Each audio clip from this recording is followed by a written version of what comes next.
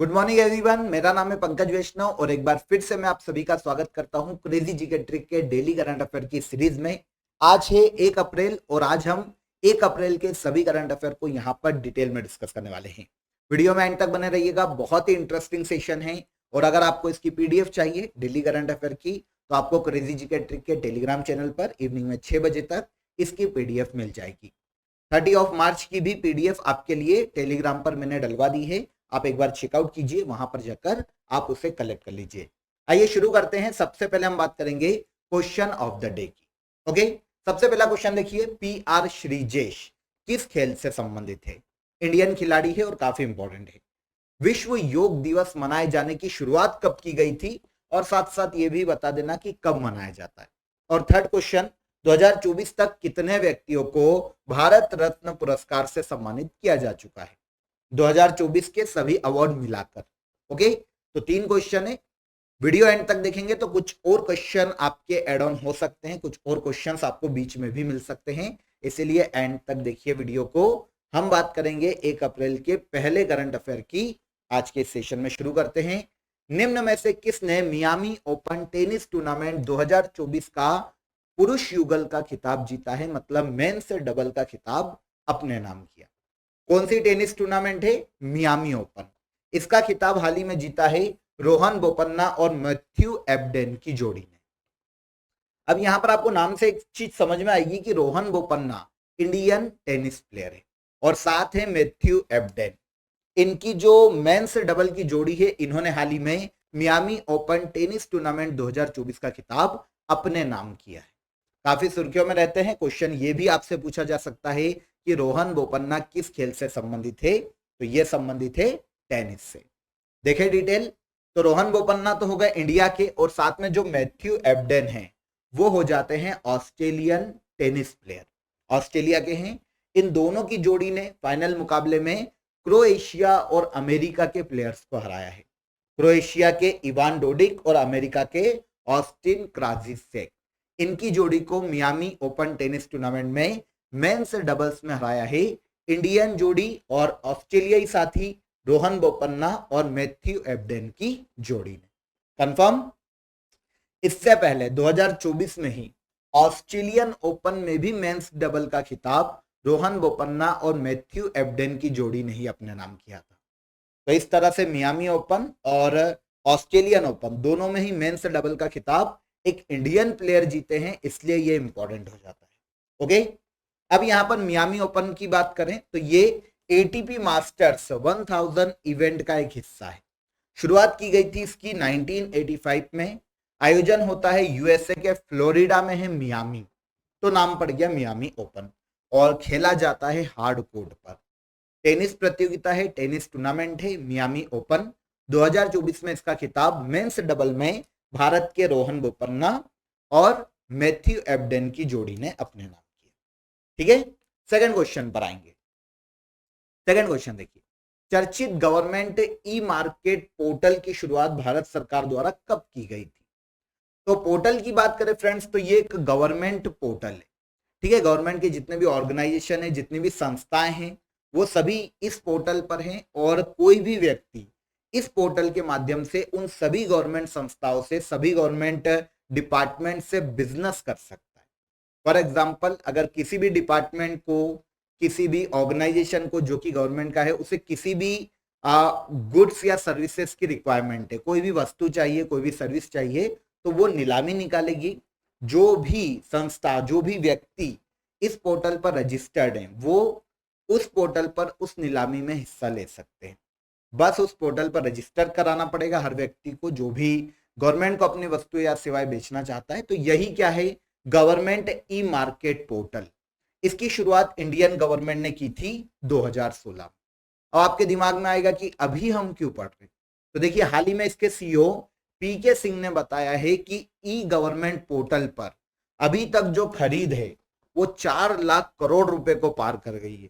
मतलब 4 लाख करोड़ रुपए का ट्रेड इस पोर्टल के माध्यम से हो चुका है गवर्नमेंट के अलग अलग डिपार्टमेंट्स और व्यक्ति या फिर बिजनेसेस के मध्य में। ओके, ठीक है। क्या है, अभी मैंने आपको बताया भारत का एक इंडियन गवर्नमेंट का पोर्टल है ना, ई मार्केट है, ई मार्केट पोर्टल बोल सकते हो। अब इसकी विशेषता ये भी है कि कोरिया के ऑनलाइन ई प्रोक्योरमेंट सिस्टम और सिंगापुर के G20 के बाद सार्वजनिक खरीद के लिए यह दुनिया का तीसरा सबसे बड़ा ई कॉमर्स प्लेटफॉर्म है। सबसे पहले नंबर पर कौन है? सबसे पहले नंबर पर है उत्तर कोरिया का एक ऑनलाइन ई प्लेटफॉर्म प्रोक्योरमेंट सिस्टम, और दूसरे नंबर पर है सिंगापुर का G20। ये भी एक गवर्नमेंट ई प्लेटफॉर्म खरीदी बिक्री के लिए। इसके बाद तीसरे नंबर पर आता है पूरे वर्ल्ड में भारत का गवर्नमेंट ई कॉमर्स या ई मार्केट पोर्टल। ठीक है, चलिए उद्देश्य क्या है मैं आपको बता ही चुका हूं। ई मार्केट प्लेस एक ऑनलाइन मार्केट है जिसमें कोई भी व्यक्ति गवर्नमेंट के साथ बिजनेस कर सकता है। 2016 में इसकी शुरुआत की गई थी। भारत के वाणिज्य और उद्योग मंत्रालय के अंतर्गत इस पोर्टल को लॉन्च किया गया था। कंफर्म? ठीक है, शुरुआत यहां पर क्वेश्चन हमारा ये था, तो 2016 में ई गवर्नमेंट या गवर्नमेंट ई मार्केट पोर्टल। ठीक है, थर्ड क्वेश्चन पर आते। 1 अप्रैल को किस राज्य का स्थापना दिवस मनाया गया? तो 1 अप्रैल को सेलिब्रेट किया जाता है ओडिशा राज्य का स्थापना दिवस। आंसर सी करेक्ट हो जाएगा। ऐसा ही एक स्थापना दिवस हमने 30 मार्च का भी पढ़ा था। कमेंट में बताना कि 30 मार्च को किस राज्य का स्थापना दिवस है। ओके, यहां पर हम ओडिशा की बात करें तो 1 अप्रैल को ओडिशा राज्य के स्थापना दिवस के रूप में मनाया जाता है। 1 अप्रैल 1936 में ओडिशा बंगाल और बिहार से अलग होकर एक स्वतंत्र स्टेट बना था। ठीक है ना, स्वतंत्र स्टेट मतलब भारत के अंदर ही है, भारत से स्वतंत्र नहीं हुआ है, लेकिन बिहार और बंगाल से अलग होकर एक स्टेट के रूप में आता है। कौन? ओडिशा। कब? 1936 में, जब अंग्रेजों का शासनकाल था, 1 अप्रैल के दिन। इसलिए 1 अप्रैल को ओडिशा के स्थापना दिवस के रूप में सेलिब्रेट किया जाता है। इसे ही उत्कल दिवस के रूप में भी मनाया जाता है। ठीक है ना, क्योंकि ओडिशा का जो कोस्टल एरिया है वो उत्कल तट के नाम से भी जाना जाता है। ठीक है, स्थापना 1 अप्रैल 1936 में, अभी मैंने आपको बताया, बिहार और बंगाल से अलग करके। पहले उड़ीसा के नाम से जाना जाता था, लेकिन 2011 में इसका नाम बदलकर ओडिशा किया गया। तो 1 अप्रैल को हर साल ओडिशा के स्थापना दिवस के रूप में मनाया जाता है। आगे आ जाए, ओडिशा की राजनीतिक स्थिति को देखें तो ओडिशा की कैपिटल ये पूछी जा सकती है भुवनेश्वर। यहाँ के गवर्नर रघुवर दास हैं, और नवीन पटनायक काफी फेमस सीएम है भारत में। कहाँ के हैं? ओडिशा के। ठीक है, काफी सुर्खियों में रहते हैं, बहुत ही ईमानदार छवि है नवीन पटनायक की। किस राज्य के सीएम हैं? तो ओडिशा के। आगे बढ़े। ठीक है, भारत के किस प्रसिद्ध स्थान के साड़ी क्राफ्ट या सॉरी सांझी क्राफ्ट को जीआई टैग प्रदान किया गया? तो देखिए, सांझी क्राफ्ट आपको नाम से समझ में आएगा, एक आर्ट है, क्राफ्ट है। ओके, इसे हाल ही में जीआई टैग दिया गया, जो कि भारत के मथुरा में प्रसिद्ध है, उत्तर प्रदेश राज्य। मथुरा में, उत्तर प्रदेश राज्य में ये क्राफ्ट नॉर्मली जो भगवान श्री कृष्ण और राधा जी से जुड़ी जो किंवदंतियां हैं उनसे संबंधित है, उनको यहाँ पर क्राफ्ट के रूप में उकेरा जाता है। देखते हैं, उत्तर प्रदेश के मथुरा में प्रसिद्ध सांझी क्राफ्ट को भारत सरकार द्वारा हाल ही में जीआई टैग से सम्मानित किया गया। एक प्राचीनतम कला है जो कि मथुरा क्षेत्र में काफी फेमस है उत्तर प्रदेश में। यहाँ पर आप इमेज देखेंगे तो ये किसकी इमेज है? राधा कृष्ण भगवान की इमेज है। ओके, तो ये देखिए, ये एक क्राफ्ट है ना, जिसे सांझी क्राफ्ट के नाम से जाना जाता है। सांझ, सज्जा, सजावट और राधा रानी प्रेम को उकेरा जाता है इस क्राफ्ट के माध्यम से, है ना। तो हाल ही में इससे जीआई टैग दिया गया है इंडियन गवर्नमेंट के द्वारा। उत्तर प्रदेश के मथुरा जिले का प्रसिद्ध क्राफ्ट है सांझी क्राफ्ट। ओके, इसके पहले 2022 में मथुरा के पेड़े काफी फेमस है, उनको भी जीआई टैग दिया जा चुका। भारत में सबसे पहली बार जीआई टैग किसे दिया गया था? दार्जिलिंग की चाय, है ना, दार्जिलिंग की चाय सबसे पहली बार जीआई टैग दिया गया। कमेंट में बताना कौन से सन में। ठीक है, अभी दिया गया है सांझी क्राफ्ट को। कहाँ का क्राफ्ट है, कहाँ का प्रसिद्ध क्राफ्ट है? तो ये उत्तर प्रदेश के मथुरा क्षेत्र का एक प्रसिद्ध क्राफ्ट है, जिसे हाल ही में जीआई टैग से सम्मानित किया गया। आगे बढ़िए, भारतीय वायुसेना के गगन शक्ति 2024 युद्ध अभ्यास की शुरुआत 1 अप्रैल से की जाएगी। आखिरी बार इसका आयोजन किस वर्ष किया गया था?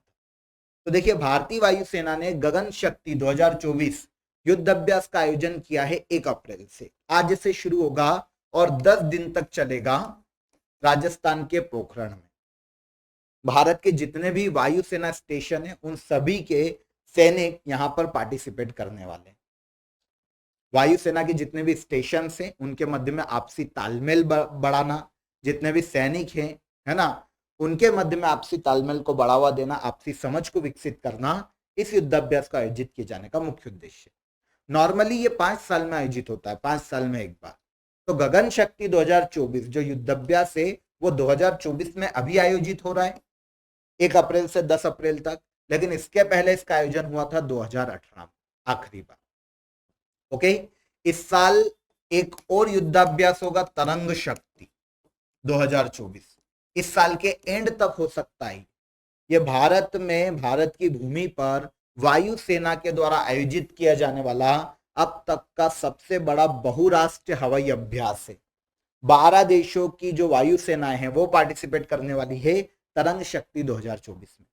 ओके, इस साल के एंड तक आयोजित होगा वायुसेना का सबसे बड़ा बहुराष्ट्रीय हवाई अभ्यास अभी तक का। कौन? तरंग शक्ति। ठीक है, होगा तब हम बात करेंगे। अभी हम बात करते हैं गगन शक्ति 2024 की। युद्ध अभ्यास है भारतीय वायुसेना का राजस्थान के पोखरण में 1 अप्रैल से 10 अप्रैल तक 10 दिन तक चलेगा। आखिरी बार आयोजित किया गया था 2018। सारी इंफॉर्मेशन यहीं पर क्लियर हो जाती है। अब यहां पर भी देख लेते हैं हम।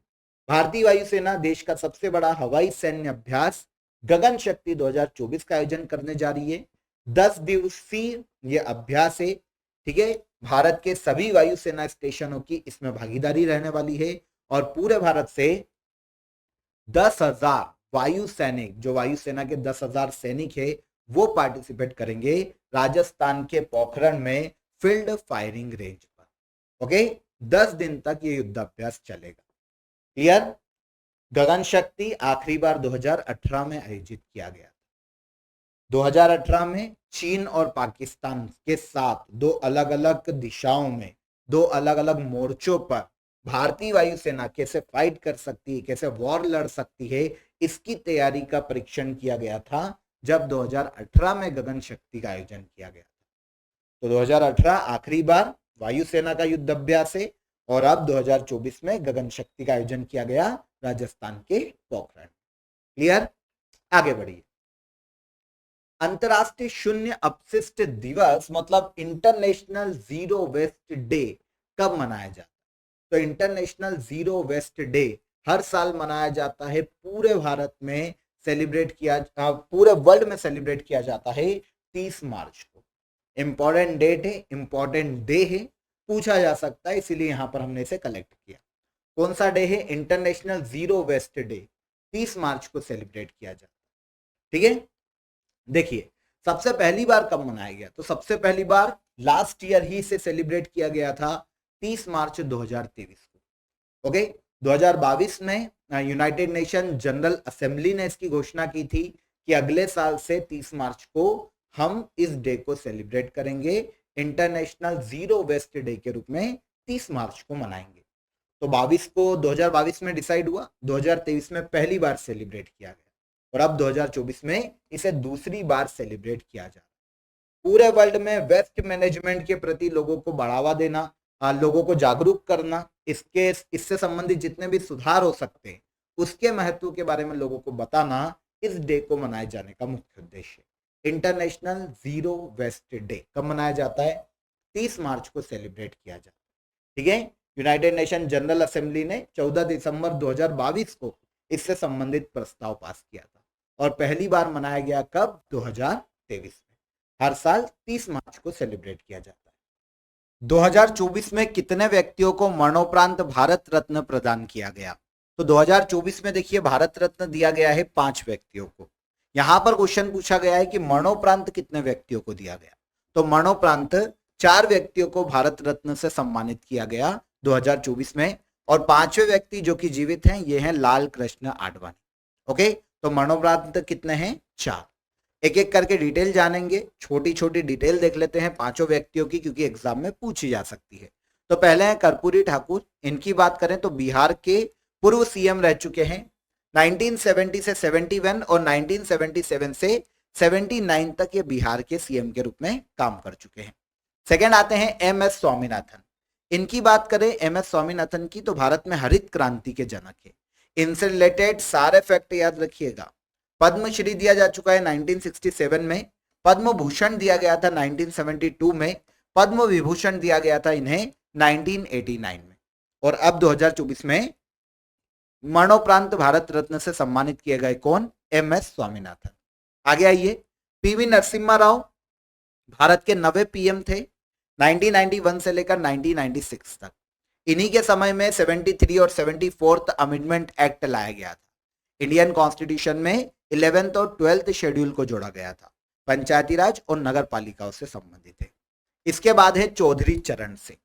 ओके, ये भारत के 5वें प्रधानमंत्री थे और यूपी के पूर्व सीएम के रूप में काम कर चुके हैं। तो ये 4 तो हो गए मरणोपरांत। 5वें लाल कृष्ण आडवाणी। लाल कृष्ण आडवाणी की बात करें तो 7वें उप प्रधानमंत्री हैं भारत के 1999 से लेकर 2004 तक, और काफी लंबे समय तक बीजेपी के अध्यक्ष के पद पर भी रहे हैं। तो टोटल 5 व्यक्तियों को भारत रत्न दिया गया। सैटरडे को मरणोपरांत 4 व्यक्तियों को भारत रत्न दिया गया था, द्रौपदी मुर्मू ने प्रदान किया। घोषणा पहले ही हो चुकी है, लेकिन अब दिए गए सैटरडे को, और संडे को लाल कृष्ण आडवाणी को उनके घर पर जाकर प्रेसिडेंट द्रौपदी मुर्मू ने भारत रत्न प्रदान किया। डन। अगला क्वेश्चन, ग्रुप ऑफ फ्रेंड्स की स्थापना किस वर्ष की गई? तो ग्रुप ऑफ फ्रेंड्स की स्थापना की गई है 2022 में। अब ग्रुप ऑफ फ्रेंड्स की बात करें तो ये 40 सदस्य देशों वाला एक संगठन है जिसे ग्रुप ऑफ फ्रेंड्स के नाम से जाना जाता है। इस साल इसे लीड किया है इंडिया ने, और इंपॉर्टेंट इसलिए है क्योंकि हाल ही में इसकी बैठक हुई थी, और इसमें जो पीस कीपिंग फोर्स है, पीस कीपिंग फोर्स की बात करें तो यूनाइटेड नेशन का एक फोर्स होता है, एक आर्मी होती है। यूनाइटेड नेशन की जितनी भी मेंबर कंट्री है वो अपने सैनिकों को भेजती है पीस कीपिंग फोर्स के रूप में। तो ये पीस कीपिंग फोर्स किसी भी वर्ल्ड के किसी भी देश में पैंडेमिक के समय, वॉर की सिचुएशन में, या फिर किसी अन्य प्रॉब्लम के समय में उनकी मदद के लिए काम करती। ओके, तो नरेंद्र मोदी जो कि भारत के पीएम है, या भारत ने क्योंकि लीड किया है ग्रुप ऑफ फ्रेंड्स को, तो इंडिया का यह कहना है कि पीस कीपिंग फोर्स के लिए, इनकी सुरक्षा के लिए एक इकोसिस्टम तैयार किया जाना चाहिए। क्योंकि क्या होता है, जहां पर भी पीस कीपिंग फोर्स काम करती है इन पर भी अपराध होते हैं, इन पर भी हमले हो जाते हैं। तो ये बैठक हुई है हाल ही में ग्रुप ऑफ फ्रेंड्स की, जिसमें शांति सैनिक या पीस कीपिंग फोर्स के ऊपर होने वाले हमलों को रोकने के लिए कानून बनाने पर एक प्रस्ताव पर सहमति बनी है। ओके, तो ग्रुप ऑफ फ्रेंड्स की स्थापना पूछी गई है तो यह की गई थी 2022 में। हाल ही में 40 देशों का एक संगठन है, इसकी बैठक को लीड किया है इंडिया ने। कंफर्म। आगे आइए, हाल ही में विश्व का पहला परमाणु ऊर्जा शिखर सम्मेलन का आयोजन कहां किया गया? तो वर्ल्ड का पहला परमाणु ऊर्जा शिखर सम्मेलन आयोजित किया गया है बेल्जियम के ब्रुसेल्स में। ओके, बेल्जियम के ब्रुसेल्स में इसका आयोजन किया गया। 34 देशों ने पार्टिसिपेट किया है। 34 देशों के जो डेलीगेट्स है वो इस सम्मेलन में आए थे, और सस्टेनेबल डेवलपमेंट के लिए न्यूक्लियर एनर्जी का सही उपयोग किया जा सके, न्यूक्लियर एनर्जी पर जो भी रणनीति है सभी देशों की, उसको आपस में साझा करने के लिए इस सम्मेलन का आयोजन किया गया। इंपॉर्टेंट इसलिए है क्योंकि यह पहला परमाणु ऊर्जा शिखर सम्मेलन है। कहां पर आयोजित किया गया? Brussels, Belgium. ओके, देखिए आयोजन किसने करवाया है? तो अंतरराष्ट्रीय परमाणु ऊर्जा एजेंसी ने इसका आयोजन करवाया। बेल्जियम ने भी इसमें बेल्जियम का जो गवर्नमेंट है उसने भी सहयोग किया, लेकिन आयोजन हुआ है अंतरराष्ट्रीय परमाणु ऊर्जा एजेंसी की तरफ से। अब यहां पर क्वेश्चन आता है कि परमाणु ऊर्जा एजेंसी क्या है, या फिर इंटरनेशनल एटॉमिक एनर्जी एजेंसी क्या है? तो पूरे वर्ल्ड में परमाणु ऊर्जा या न्यूक्लियर एनर्जी के सही उपयोग को बढ़ावा देने के लिए और न्यूक्लियर एनर्जी के शांतिपूर्ण उपयोग को बढ़ावा देने के लिए काम करने वाली एक अंतरराष्ट्रीय संस्था है, जो कि यूनाइटेड नेशन की एक एजेंसी है। इसकी स्थापना हुई थी 29 जुलाई 1957 में, और इसका हेडक्वार्टर ऑस्ट्रिया के वीना में स्थित है। सारे फैक्ट इंपॉर्टेंट है, सारे फैक्ट को याद रखिएगा, एग्जाम में पूछे जाते। लास्ट क्वेश्चन पर आइए। खाद्य अपशिष्ट सूचकांक रिपोर्ट 2024 किस संस्था द्वारा जारी की गई? तो देखिए फूड वेस्ट इंडेक्स रिपोर्ट है 2024 की, इसे जारी किया है यूएनईपी ने, यूनाइटेड नेशन इन्वायरमेंट प्रोग्राम। वैसे देखिए यहां पर किसी देश को रैंक नहीं दी जाती, तो इसीलिए अगर आपसे यहां से क्वेश्चन आता तो यही पूछा जाता कि इसे जारी कौन करता है, तो यूएनईपी जारी करती है फूड वेस्ट इंडेक्स रिपोर्ट को हर साल। तो ये 2024 की रिपोर्ट है। कुछ की पॉइंट से उनकी हम बात कर लेंगे। तो देखिए संयुक्त राष्ट्र परमाणु कार्यक्रम, संयुक्त राष्ट्र पर्यावरण कार्यक्रम, अभी हम परमाणु पढ़ के आए तो वही दिमाग में आ रहा है। संयुक्त राष्ट्र पर्यावरण कार्यक्रम, ठीक है, यूनाइटेड नेशन इन्वायरमेंट प्रोग्राम, इसने जारी की है खाद्य अपशिष्ट सूचकांक रिपोर्ट, ठीक है, जिसे कहा जाता है फूड वेस्ट इंडेक्स। 2024 का ये इंडेक्स यूएनईपी के द्वारा लाया गया, लेकिन इसमें सहयोग किया है waste and resources action programme ने। इस संस्था के बारे में नहीं पूछा जाएगा, तो ये याद रखिए कि किसने जारी की, यूनाइटेड नेशन इन्वायरमेंट प्रोग्राम। कुछ की पॉइंट्स इन्होंने बताए हैं इस रिपोर्ट में। इस रिपोर्ट में यूएनईपी ने कहा है कि 2022 में पूरे वर्ल्ड में प्रतिदिन 1 अरब से अधिक मील बर्बाद हुई है। मतलब एक वक्त का खाना 1 अरब बार गिन लो आप, एक वक्त के खाने को, इतना खाना एक ही दिन में वेस्ट हुआ है 2022 में। दुनिया भर में 783 मिलियन लोग भूखमरी की शिकार हुए हैं पूरे वर्ल्ड में, इस रिपोर्ट में कहा गया है यूएनईपी के द्वारा।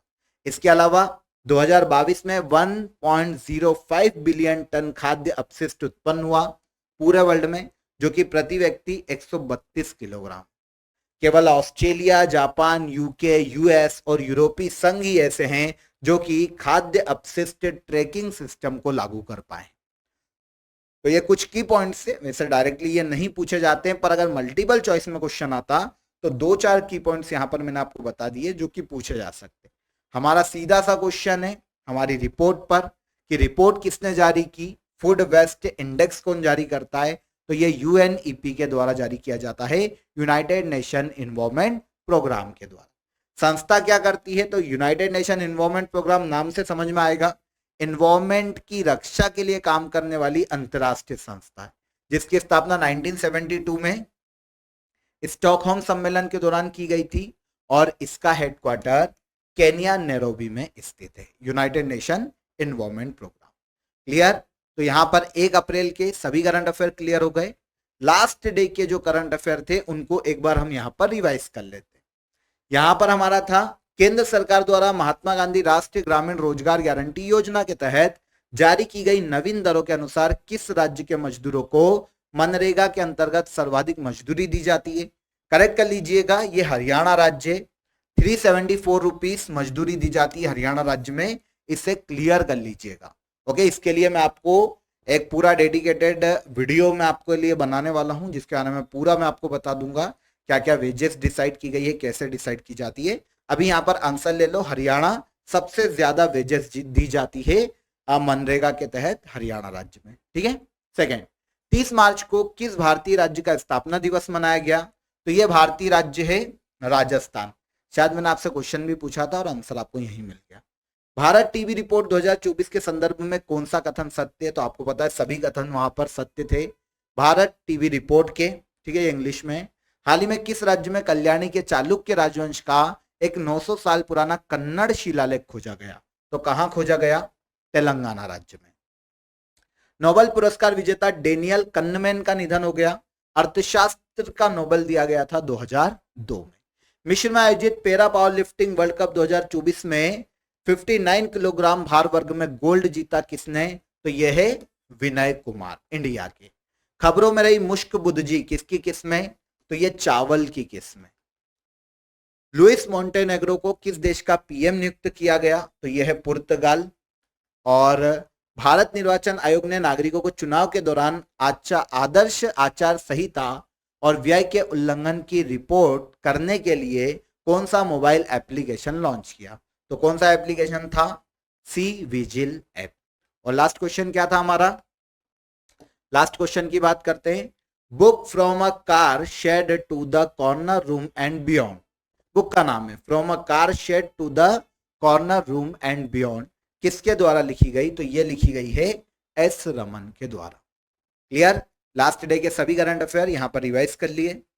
अब हम बात करते हैं क्वेश्चन ऑफ द डे की। सिंपल से क्वेश्चन थे, सभी ने सही आंसर दिए हैं। पुर्तगाल की सीमा स्पेन से लगती है, कवक के अध्ययन को माइकोलॉजी कहा जाता है, और मार्लेमिंटो सुधार 1909 का अधिनियम, है ना। यहाँ पर एक कमेंट लिया है मैंने, साहेब करके आईडी है किसी की, और बिल्कुल इन्होंने बीच के क्वेश्चन के आंसर भी बिल्कुल सही दिए। 2 क्वेश्चन मैंने आपसे बीच में पूछे थे कि दूसरा सबसे बड़ा राज्य कौन क्षेत्रफल के आधार पर, तो ये मध्य प्रदेश है।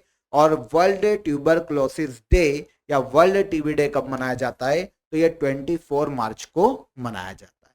ओके, तो यहां पर हमने 1 अप्रैल के सभी करंट अफेयर को डिटेल में डिस्कस कर लिया। आई होप आपको पूरा वीडियो यहां पर इजीली समझ में आ गया होगा, सभी फैक्ट आपके इजीली क्लियर हो गए होंगे। कल फिर मुलाकात करेंगे नेक्स्ट डे के करंट अफेयर में, तब तक अपना ख्याल रखिए। जय हिंद, जय भारत।